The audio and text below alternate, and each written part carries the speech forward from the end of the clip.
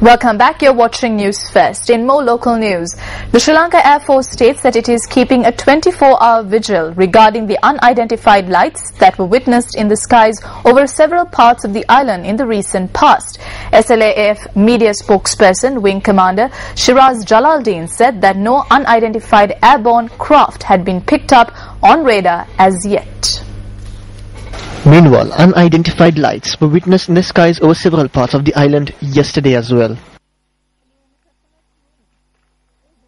This is the unidentified light that was witnessed in the skies above Hambegamwa in Tanamalwila at around 8:30 p.m. last night.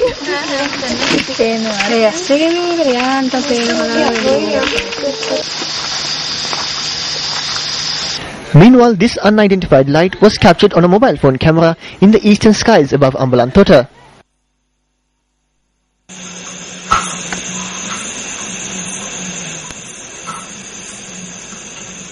An unidentified light was also recorded on a mobile phone camera in the skies above Ihalayagoda in Gampaha.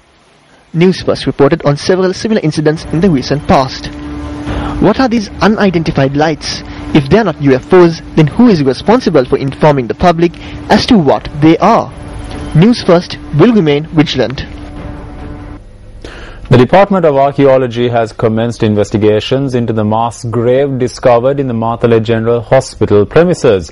The objective of the investigation is to find out the exact age of the skeletal remains. A group of officers from the Department of Archaeology visited the mass grave and obtained samples yesterday.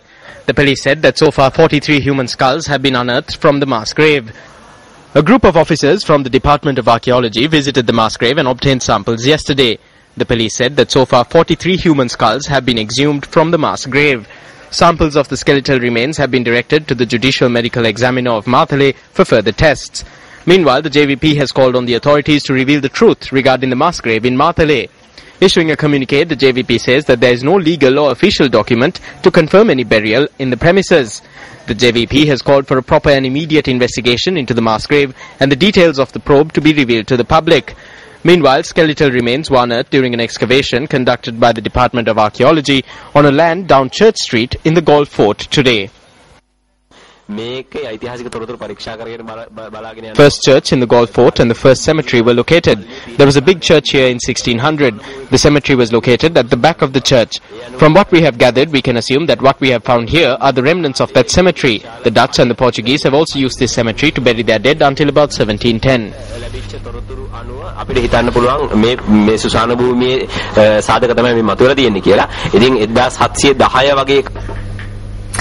The Cobra, belonging to an exotic nightclub dancer in Kolpiti, who was arrested on charges of possessing a cobra and later released on bail, was returned to her today.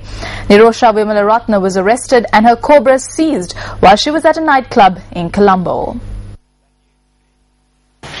Director of the National Zoological Garden in Behiwala, Anura De Silva, said that as the owner had deposited the surety in accordance with the court order, the cobra was returned to her after a witness signed the relevant documents.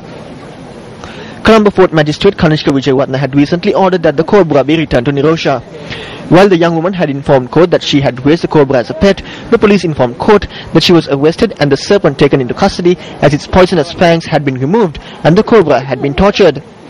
Nevertheless, on the 6th of this month, the Fort Magistrate had ordered the police to release the cobra to the owner on a surety of 50,000 rupees. Upon taking charge of her pet once again, Nirosha Vimalaratna expressed these views to the media.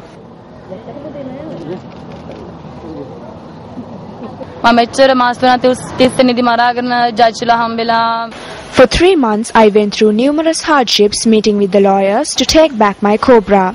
I did all of this for a snake because I'm bound to it and it's precious to me. If anyone tries to harass my cobra, then I must take necessary measures. I inspected the cobra when it was returned to me. It recognized me. After the 10th, I will take the cobra and its mother to the Dudamvela Devalaya for a special puja.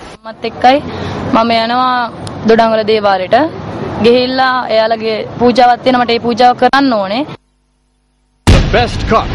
Make your choice now.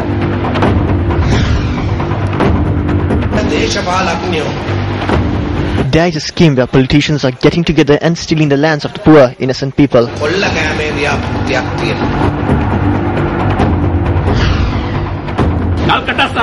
People who carried guns, hid behind toilets and shot women are sitting in judgment today.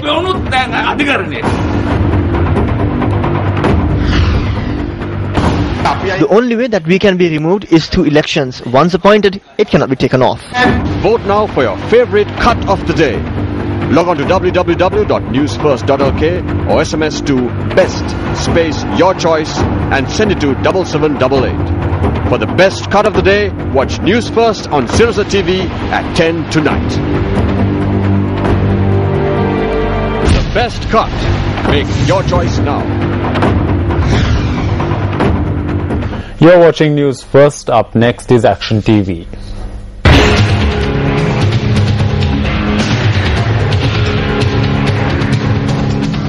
On Sunday, Action TV revealed that a letter addressed by the chairman of the National Aquatic Resource Research and Development Agency, or NARA, dated the 27th of August, states that a sum of 66,290,857 rupees and 4 cents earned by NARA for providing consultative services for the Colombo South Harbour expansion project had not been deposited anywhere.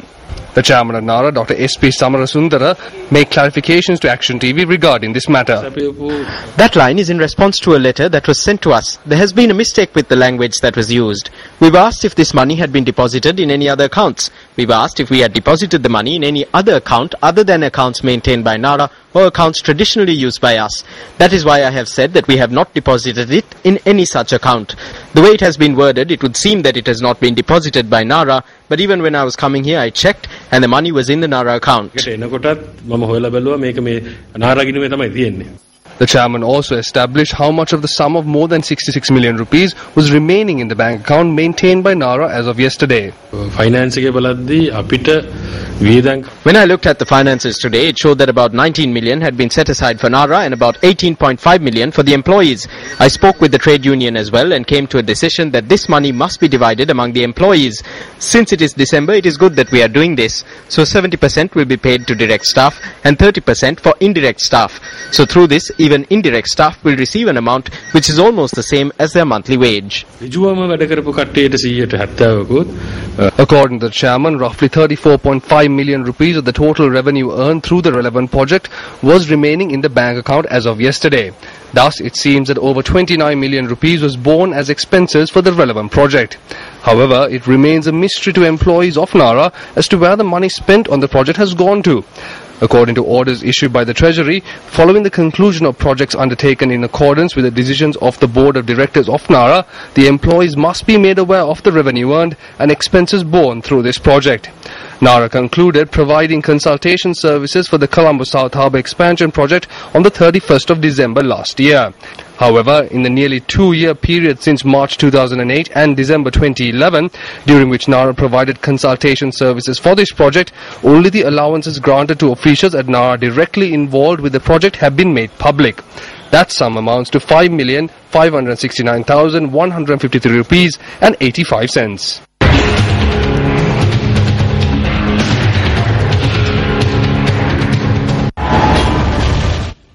Rampage at the Valikada prison. Inmates break into the armory. Prison property heavily damaged. Numerous files set on fire. The clashes claim 27 lives. A 3-member committee chaired by a retired High Court judge appointed to inquire into the clashes. Committee members inspect the Valikada prison.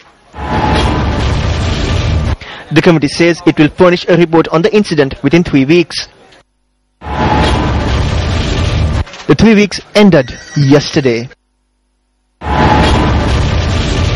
What happened to the committee's report?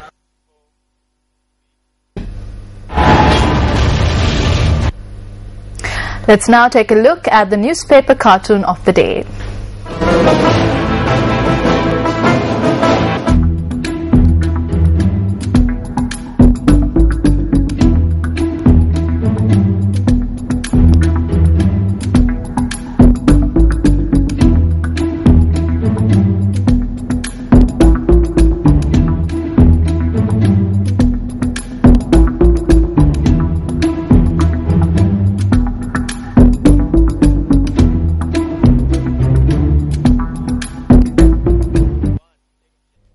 Senior Minister of International Monetary Cooperation and Deputy Minister of Finance and Planning, Dr. Sarath Amunigama, says that the Asian curve in the global economy is coming to an end. The minister made this observation at an event held in Colombo today.